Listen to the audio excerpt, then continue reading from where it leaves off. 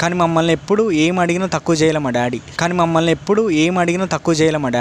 అమ్మ తోడు నేనుండంగా నీకు ఆపదే రాదంట. మా డాడీ ఇప్పటిదాకా కీప్యాడే వాడుతుండే, అది కూడా ఇప్పుడు వినిపిస్తలేదంట ఫోన్.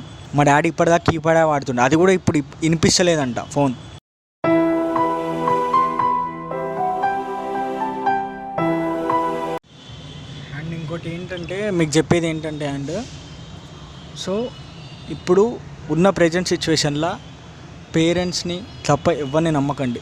వాళ్ళు లేకపోతే ఎవ్వరు రారు. ఏ సిచ్యువేషన్ అయినా సరే ఫస్ట్ పేరెంట్స్ ఇంపార్టెంట్, తర్వాత ఎవ్వరన్నా, ఎంత బెస్ట్ ఫ్రెండ్ కానీ ఏమన్నా కానీ. చెప్తున్నా కదా, అంటే ఉన్నవాళ్ళు కరెక్ట్ ఉన్నారు, అందరినీ అనట్లే, కొంతమంది ఉంటారు. కొంతమంది ఎట్లా అంటే ఇప్పుడు మీకు చెప్పేది ఏంటంటే ఫస్ట్ పేరెంట్స్ని నమ్మండి. మీకు ఏం కావాలన్నా ఎంత దూరం అన్నా పేరెంట్స్ సపోర్ట్. ఇప్పుడు మీకు అడిగింది ఇస్తలేరు అది ఇది అనుకుంటే వాళ్ళు మీరు అడగంగానే ఆలోచిస్తారు. ఫస్ట్ ఇది నా కొడుకుకి ఇష్టం, నా కూతురికి ఇష్టం, నేను ఎట్లా తేవాలి, ఇప్పుడు నా స్తోమత లేదు. కానీ వాళ్ళు ఎట్లన్నా ట్రై చేసి మీరు అడిగిన ఒక ఫ్యూ మంత్స్ కన్నా లేకపోతే 1 year కన్నా, కొంతమంది 10 days కన్నా సరే మీకు కావాల్సింది ఇప్పిస్తారు. ఖచ్చితంగా చెప్తున్నా, మీకు కావాల్సింది ఇప్పిస్తారు. అలాంటి పరిస్థితి అది కూడా లేదు అనుకుంటే మీరు ఇంత పెద్దగా అయ్యారు కదా, మీ అంతటా మీరు కొనుక్కోండి, వాళ్ళని ఇబ్బంది పెట్టకండి. చెప్తున్నా, ఎందుకు చెప్తున్నా అంటే వాళ్ళు ఇప్పుడు మీరున్న ఏజ్లో వాళ్ళు కూడా చేసి వచ్చి ఉంటారు. మీరు ఎంత చేశారో వాళ్ళు మనకన్నా డబల్ చేసి ఉంటారు. ఆ జనరేషన్లో మన పేరెంట్స్ మీరు ఎంత అల్లరి చేసి ఉంటారో వాళ్ళు మనకన్నా డబల్ చేసి ఉంటారు. కానీ మీరు పుట్టినాక మిమ్మల్ని ఇంత పెద్దగా చేసి మీకు కావాల్సింది ఇచ్చి, చిన్నప్పుడైతే మీరు అడగక ముందే అన్నీ తీసుకొచ్చేటోళ్ళు. ఇప్పుడు మీరు అడుగుతున్నా తీసుకురాలేకపోతున్నానంటే పరిస్థితి అర్థం చేసుకోండి. సో నేను చెప్పేది ఏంటంటే ఫస్ట్ పేరెంట్స్కి ప్రయారిటీ ఇవ్వండి. కొంతమంది మనం వీడియో చూస్తూ ఉంటాం, పేరెంట్స్ని కొడతారు, పేరెంట్స్ని తిడుతూ ఉంటారు, బయటకు గెట్టేస్తూ ఉంటారు. కానీ వాళ్ళు లేకపోతే మనం లేము. అసలు పేరెంట్స్ లేకపోతే మనం లేము, మనం ఏం చెయ్యలేము కూడా. మీరు ఎంత పెద్ద ఆఫీసర్ అయినా సరే, ఎంత ఏం చేసినా సరే ఖచ్చితంగా వాళ్ళని అడుగుతారు, మీ పేరెంట్స్ లేరా అది ఇదని. మీరు ఉంచుకొని కూడా మీరు అప్పుడు ఏం సమాధానం చెప్తారా? ఇట్లా బయటికి గెట్టేసిన నేను మా వాళ్ళనని చెప్పగలుగుతారా? కొంతమందిని అయితే డ్రెస్ని చూసి జడ్జ్ చేస్తారు, డాడీ నువ్వు రాకు, నీ బట్టలు గలీజ్ ఉన్నాయి అది ఇదని. ఎగ్జాంపుల్ చెప్తున్నా, నేను స్టోరీ నాకు చెప్తున్నా. ఫస్ట్ నేను హైదరాబాద్కి వచ్చినప్పుడు నా దగ్గర బండి లేదు, ఏమీ లేదు. అసలు చెప్తున్నా కదా, బండి లేదు, ఏం లేదు. నేను మా ఫ్రెండ్ దగ్గర సైకిల్ తీసుకొని, అది కూడా వాళ్ళు హైటెక్ సిటీలో ఉంటాడు వాడు, వాని దగ్గర సైకిల్ తీసుకొని సికింద్రాబాద్కి వచ్చి, సికింద్రాబాద్ నుంచి వెళ్ళి అక్కడ రిపేర్ చేయించుకొని, ఆ రిమ్ అన్నీ ఇరిగిపోతే సికింద్రాబాద్ నుంచి వెళ్ళి ఎల్బీ నగర్ దాకా తొక్కుకుంటూ వచ్చిన. ఇది మా పేరెంట్స్ కూడా తెలియదు, నేను అంత దూరంకి వెళ్ళి సైకిల్ తొక్కుకుంటూ వచ్చిన. అసలు వాళ్ళకు అంటే హైదరాబాద్లో మేము ఉన్నాం, కాకపోతే ఈ ఏరియాస్ కొంచెం తెలియదు. సో సికింద్రాబాద్ నుంచి వెళ్ళి నేను ఎల్బీ నగర్ దాకా దాన్ని తొక్కుకుంటూ వచ్చిన. అండ్ దాని మీద నేను స్విగ్గీ ఐడి చేయించుకున్నా. అంటే ఇప్పుడు నేను నా అంతటా ఇప్పుడు ఇంతకాలం ఇబ్బంది పెట్టిన మా పేరెంట్స్ని ఇప్పుడు ఎందుకు ఇబ్బంది పెట్టాలని, నాది నేను చూసుకోవాలని సైకిల్ మీద స్విగ్గీ స్టార్ట్ చేసిన. ఫస్ట్ 2 months బాగానే ఉంది. ఫస్ట్ 2 months చేసిన. జనవరి అంటే బిఫోర్ లాస్ట్ ఇయర్ జనవరిలో కరెక్ట్ నాకు గుర్తుంది, January 8th ఎర్లీ మార్నింగ్ 2 o'clockకి నేను స్విగ్గీ పోయి రిటర్న్ అవుతున్నా హాస్టల్కి. అంటే 2 o'clockకి మళ్ళీ పొద్దున కాలేజ్ పోవాలని స్విగ్గీకి పోయి రిటర్న్ అవుతుండే, డ్యూటీకి పోయి వచ్చి. ఆ టైంలో ముగ్గురు అంటే బైక్ మీద వచ్చారు. మధ్యలో హెల్మెట్, అంటే ఫస్ట్ స్టార్టింగ్లోనే వాళ్ళు నాకు ఎక్కడ కనపడ్డారంటే ఒక ఇద్దరు అన్నవాళ్ళు తాగున్నారు, 2 అన్నవాళ్ళు. సో వాళ్ళు కొంచెం రిచ్ పర్సన్స్ లాగా కనిపిస్తున్నారు చూడ్డానికి, అంటే మనం చూస్తే అర్థమవుతుంది కదా. సో వాళ్ళు తాగున్నారు, బండి పడిపోయింది. నేను వాళ్ళని ఇక్కడ మన కర్మన్ ఘాట్లోనే జరిగింది ఇది. సో వాళ్ళని లేపి ఆ టైంలోనే ఈ ముగ్గురు వచ్చిర్రు. ఈ ముగ్గురు ఎవరో మీకు చెప్తా క్లియర్గా.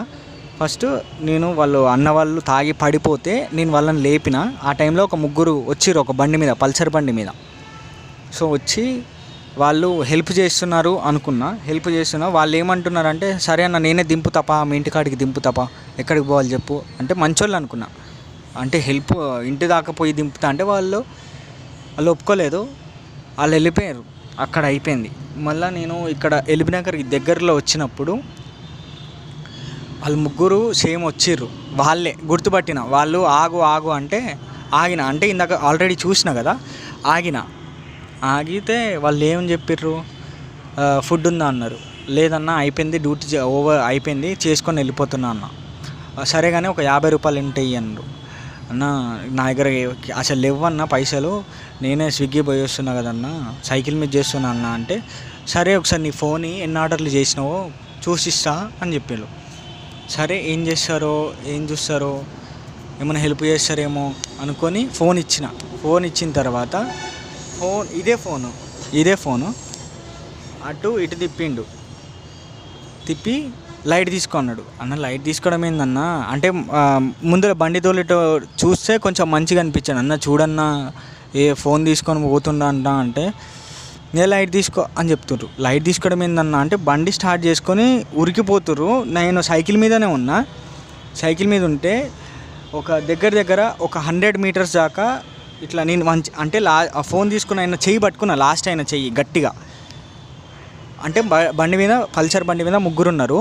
మధ్యలో మిడిల్లో కూర్చున్న అన్న హెల్మెట్ పెట్టుకొని ఉన్నాడు.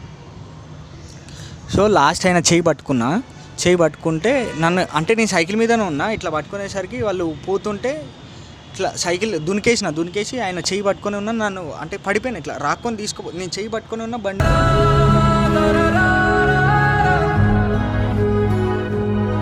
పోతూనే ఉంది, ఆయన రాకుండా పోతూనే ఉన్నారు. ఆ మధ్యలో కూర్చున్న హెల్మెట్ అయినా ఏం చేసిండు, అన్న అని ఉరుతా ఉంటే నన్ను ఈడ కొట్టిండు. ఇట్లా కొడితే ఇక్కడ దాకింది నాకు. అంటే ఇట్లా జరిగిపోయినట్టు అయిపోయింది నాకు. మొత్తం ఘోరంగా పెయిన్, అది 1 వీక్ వరకు.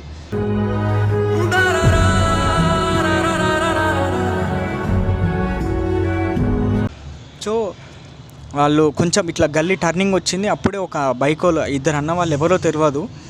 నాకైతే ఆ టైంలో దేవుడు అనిపించింది. వాళ్ళ టైంలో ఇట్లా వచ్చి బండి ఆపంగానే వాళ్ళు ఇంకోరా ఇట్లా లంచోడక తీసుకోరా అని ఫోన్ ఇచ్చేసి వెళ్ళిపోయారు వాళ్ళు. ఇది తర్వాత రోజు నేను చెప్దాం అనుకోలే. సో ఇక్కడ మాకు తెలిసిన అంటే మా మామయ్య ఇక్కడ పోలీస్ స్టేషన్లో ఉంటారు. సో ఆయన కాల్ చేసి చెప్తే బండి నెంబర్ చూసినామన్నారు. చూడలేదు అని చెప్పిన. అక్కడ ఏమన్నా సీసీ కెమెరాలు ఉన్నాయంటే తర్వాత రోజు పోయి చూసిన. సీసీ కెమెరాలు ఏం లేవు. అది నైట్ చీకటి, అసలు సీసీ కెమెరాలు లేవు, ఏం లేవు. సో ఇంకా మ్యాటరు లైట్ తీసేసుకున్నా. ఇట్లా జరుగుతూనే ఉంటాయి కదా. మన ఫోన్ అంటే మళ్ళీ నా ఫోన్ నాకైతే దొరికింది. వాళ్ళు ఇచ్చేసింది ఇంకోరా లంజోడు కానీ. నా ఫోన్ నాకు దొరికింది. ఇంకా వాళ్ళు వెళ్ళిపోయినాక నేను ఇట్లా మా మామయ్యకి ఫోన్ చేసి చెప్పిన. మా మామయ్య ఏం చేసి మా అత్తకి చెప్పేసిండు. మా అత్త ఏం చేసి మా డాడీకి చెప్తే మా డాడీ మా మమ్మీకి చెప్పిండు. మా మమ్మీ నాకు ఫోన్ చేసి అడిగితే ఇట్లా నాకు అప్పుడు మాట్లాడడం కూడా రావట్లేదు. తర్వాత రోజు పెయిన్ అంటే తాకిన పెయిన్ జరగదు కదా, ఫోర్స్లో తాకింది. నాకు పెయిన్ అయితే లేదు, అసలు ఇట్లా ఓపెన్ కావట్లేదు. ఇట్లా అంటే మా మమ్మీ ఫోన్ చేసి చెప్తే, నువ్వు ఎందుకు పోయినావురా హైదరాబాదు, ఎందుకు అంత కష్టం, మేము లేమా చూసుకోమా.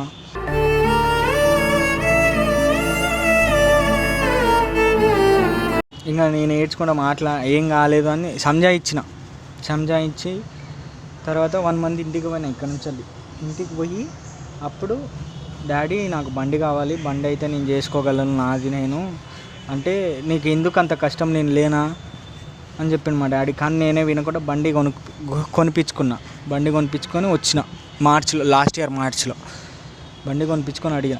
కానీ మా డాడీ నేను అడిగిన 5 డేస్కే బండి కొనిచ్చిండు. 5 డేస్కి ఏం అడగలే. చిన్నప్పటి నుంచి వెళ్ళి డాడీ అది కావాలి, ఇది కావాలి, అది కావాలి. అప్పుడు నా 9th క్లాస్లో ఫోన్ అడిగితే ఫోన్ ఇప్పించిండు. ఒక 3 డేస్లో ఫోన్ ఇప్పించిండు. మళ్ళీ డిగ్రీకి వచ్చినాక డాడీ నాకు బండి కావాలంటే ఒక 10 డేస్లో బండి కొనిచ్చిండు. 10 డేస్, ఎక్కువ టైం తీసుకోలే. 10 డేస్లో నీకు ఏ బండి కావాలంటే నాకు డియో కావాలంటే డియో దగ్గర 5 డిస్ట్రిక్ట్స్లో అడిగినాం. అప్పుడు ఇయర్ ఎండింగ్ మార్చ్ కదా, బండ్లు అన్నీ ఏం లేవు షోరూమ్లలో. 5 డిస్టిక్ నుంచి అలా అడిగిపిస్తే ఇంకా లాస్ట్కి ఏం చేసి మా డాడీ అటు ఇటు కనుక్కొని షోరూమ్ వాళ్ళతో మాట్లాడి మాది మనుగూరు అని చెప్పిన కదా, మనుగూరు నుంచి నేలకొండపల్లి నుంచి తెప్పించిండు మనుగూరికి, నేలకొండపల్లి నుంచి మనుగూరికి బండి తెప్పించిండు షోరూమ్ వాళ్ళతో మాట్లాడి. సో నాకు కావాల్సింది నాకు ఇప్పించి మా డాడీ. మరి కలర్ ఇప్పుడు మెరూన్ కలర్ కదా, మా డాడీకి సిల్వర్ కలర్ అంటే యాష్ కలర్ ఉంటుంది కదా డియో, అది నచ్చింది. అది నచ్చింది కానీ ఇంకా అదొక్కటే బండి తప్ప ఏం లేదు. ఇంకా సర్లే డాడీ కలర్తోనే ఏముంది, మనకు బండి కావాలి కదా అని ఇంకా ఈ బండి తెచ్చుకున్నా. సరేలే బేటా నీ ఇష్టం కదా అని ఇప్పించేసిండు బండి. అది తీసుకొని నేను హైదరాబాద్కి వచ్చిన. రీసెంట్గా మళ్ళీ బండి 1 year అయిపోయిన తర్వాత డాడీ నాకు ఐఫోన్ కావాలి, నేను వీడియోస్ చేసుకుంటాను కానీ వితిన్ 3 daysలో మళ్ళీ ఐఫోన్ కొనిచ్చిండు. వితిన్ 3 daysలో పైసలు లేవు ఏం లేవు, అయినా కానీ నాకు ఐఫోన్ కొనిచ్చిండు. మొన్న ఇది మార్చ్లో, నేను ఫిబ్రవరిలో కొన్నా, మా తమ్ముడు మార్చ్లో మళ్ళీ మా డాడీ నేను ఐఫోన్ 13 తీసుకున్నా. మా తమ్ముడు అడగంగానే మా తమ్ముడు కూడా 10th class అప్పుడు లాక్డౌన్ అప్పుడు ఇది ఆన్లైన్ క్లాసులు అయినాయి కదా, అప్పుడు మా మమ్మీ కొనిచ్చింది ఫోన్ వానికి రెడ్మీ. ఇప్పుడు మళ్ళీ ఫోన్ కావాలని చెప్తే మళ్ళీ మా తమ్ముడికి 15 కొనిచ్చిండు మా డాడీ. అడిగిన 2 daysకే 15 కొనిచ్చిండు. ఇప్పుడు నా దగ్గర ఈ ఫోన్ ఉంది, ఐఫోన్ ఉంది. ఇప్పుడు షూట్ అయ్యేది ఐఫోన్ ఉంది, ఈ ఫోన్ ఉంది. ఇది ఎందుకంటే ర్యాపిడో కోసం వాడుతాను, అది షూట్స్ కోసం అంటే నా వీడియోస్ కోసము.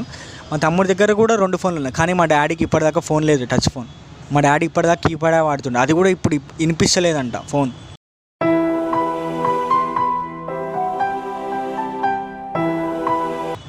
అది వర్షంలో తడిచి వినిపిస్తలేదంట. కానీ మమ్మల్ని ఎప్పుడు ఏం అడిగినా తక్కువ చేయలే మా డాడీ. అమ్మ తోడు నేనుండంగా నీకు ఆపదే రాదంటా. అందుకే మీ అందరికీ ఎందుకు చెప్తున్నా అంటే మనకు పేరెంట్స్ తప్ప ఎవరు రారు.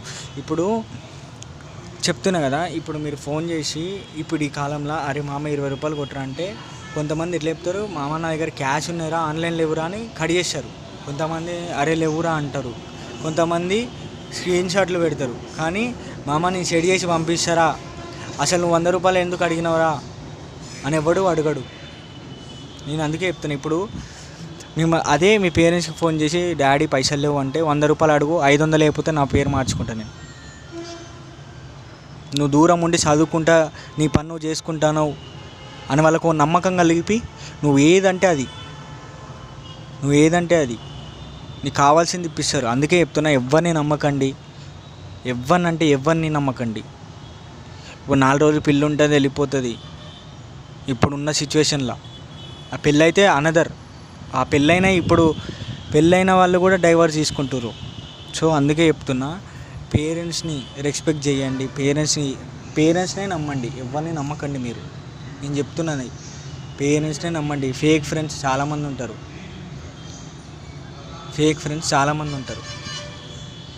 సో నేను చెప్పేది ఏంటంటే పేరెంట్స్ని తప్ప ఎవరిని నమ్మకండి. పేరెంట్స్ తప్ప ఎవ్వరు రారు.